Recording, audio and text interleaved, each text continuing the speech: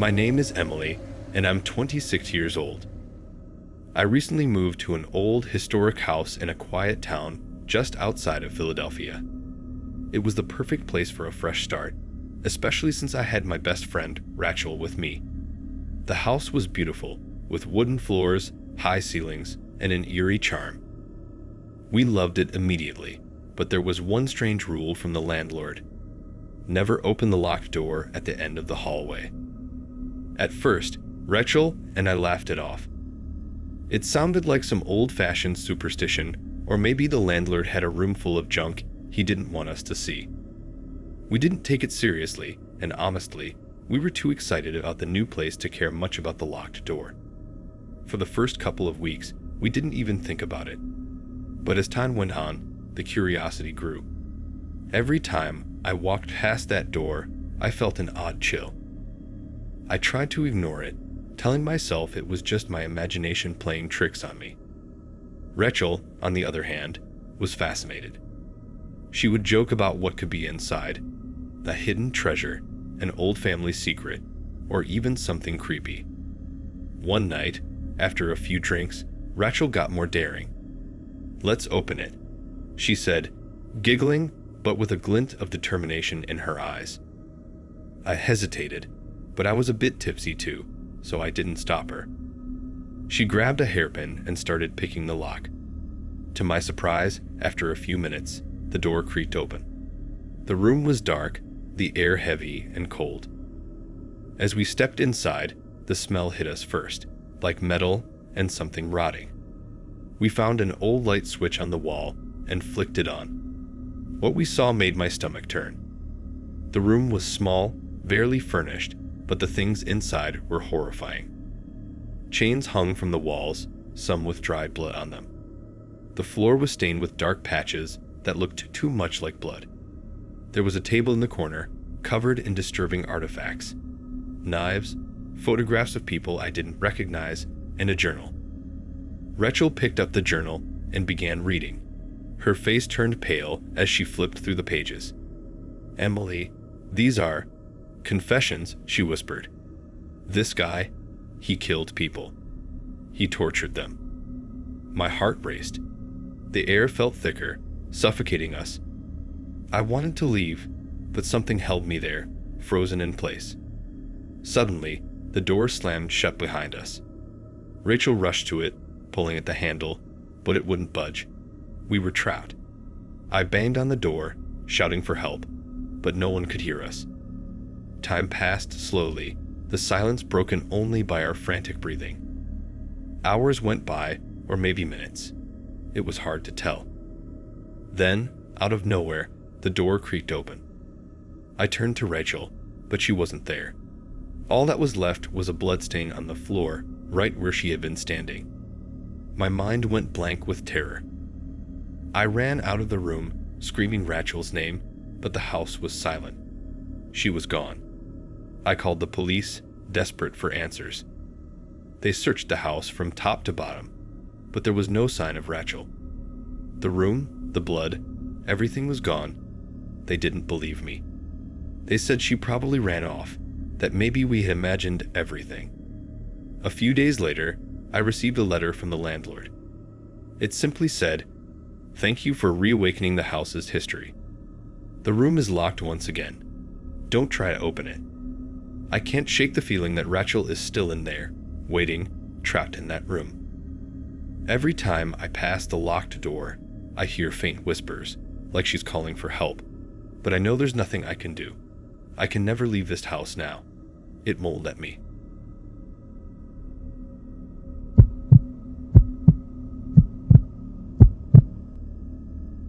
My name is Chris, and I'm 32 years old. I bought a small house just outside Pittsburgh a few months ago. It's a cozy place, nothing too fancy, but it came with a basement apartment. The real estate agent mentioned that it hadn't been rented in years, but I didn't think much of it. I figured maybe no one wanted to live underground. A few weeks after moving in, I started hearing noises at night. It was subtle at first, just a soft creaking, like the house settling. But then I started hearing footsteps, slow and deliberate, pacing below me in the basement. At first, I brushed it off, assuming it was an animal or maybe pipes, but the pacing never stopped. It always came at night, always the same rhythm. One night, I decided to check it out. I grabbed a flashlight and went down to the basement. It was cold and empty, nothing out of place. No animals, no signs of anything. But the moment I stood still, I could hear it again. Footsteps, only they were softer now, like someone was watching me. I tried to ignore it, but over the next few weeks, the noises got worse. It wasn't just footsteps anymore. I could hear faint whispers, like someone was trying to talk but was too far away to make out the words. The feeling that something was down there became unbearable. I knew I had to figure out what was going on.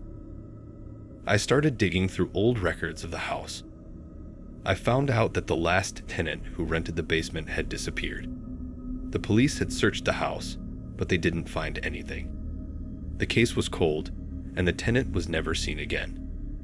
That night, I went back into the basement, more determined than ever to find the source of the sounds. As I walked around, I noticed something strange. There was a spot in the wall that sounded hollow when I knocked on it. My heart raced as I grabbed a hammer and started breaking through the drywall. Behind it was a small crawl space, and inside, I found bones, human bones. The remains of the tenant, curled up in a corner like he'd been trapped in there for years. My stomach turned, and I backed away in horror. But as I did, the basement door slammed shut. The footsteps started again, louder this time, closer. I could feel the presence, something heavy and angry, moving toward me.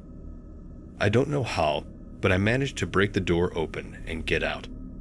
I sold the house the next week. But every night, I still hear those footsteps in my mind, pacing, waiting, like the tenant is still trapped beneath the floor, and he's not done with me yet.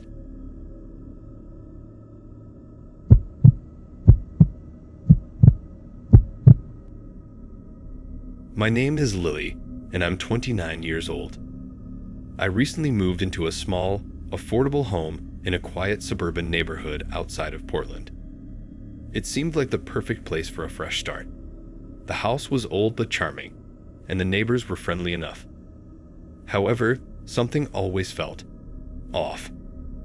Whenever I tried to bring up the house with the neighbors, they would change the subject. One evening, while I was talking to Mr. Harris, the elderly man next door, he mentioned that the house had seen things. I laughed it off, but when I asked him to explain, he just shook his head and walked away. That night, something woke me. It was a loud crash coming from the kitchen. My heart pounded as I crept downstairs, hoping it was nothing more than the wind. But when I turned on the light, I saw all my utensils scattered across the floor. Every drawer and cupboard had been flung open. There was no explanation for it. I tried to tell myself it was just the old house settling, but the uneasy feeling wouldn't go away. The strange events didn't stop. I'd hear a loud thud from the attic even though no one was up there. Footsteps would echo through the hall late at night, but when I checked, the house was empty. I started feeling like I wasn't alone. One evening, while cleaning the kitchen, I noticed something strange behind one of the cabinets. The panel seemed loose. My curiosity got the best of me, and I pried it open, revealing a hidden door. My hands trembled as I pushed it, revealing a small, cramped room that hadn't been touched in years. Inside the room, I found a dusty old diary. The cover was worn, but the name inside read, Evelyn. As I flipped through the pages, my blood ran cold. Evelyn had lived in the house years ago, and her husband had kept her locked in this secret room. The diary entries became darker, more desperate, until they stopped abruptly. I knew something terrible had happened. As I read the last entry, the air around me felt heavier. Then, I heard it, footsteps, slow and heavy, coming down the hallway. I froze in fear, clutching the diary, knowing that I had to get out. I fled the house without looking back. The next morning, I confronted Mr. Harris. He looked at me with a sad expression and said, "You're lucky you found the room before he found you." I didn't stay another night. I moved out, but I'll never forget the look in Mr. Harris's eyes. The neighbors knew all along. They just never warned me.